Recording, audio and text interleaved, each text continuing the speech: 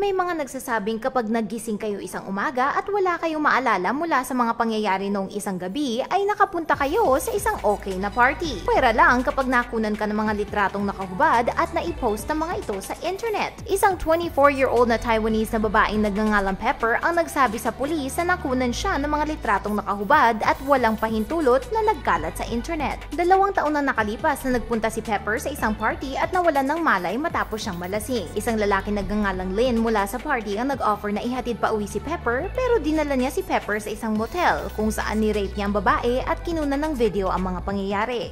Itong nakaraang buwan, nakatanggap si Pepper ng mga hubad niya litrato mula sa kanyang mga kaibigan na nagtatanong kung kailan siya naging isang porn star. Nakausap ng pulis si Lynn na inamin na siya ang kumuha ng video pero dinelete daw niya ito nang hindi niya naipapakita sa ibang tao. Ayon sa pulis, maaring may nag-hack sa telepono ni Lynn at nai-recover ang video na kanyang in-upload sa internet.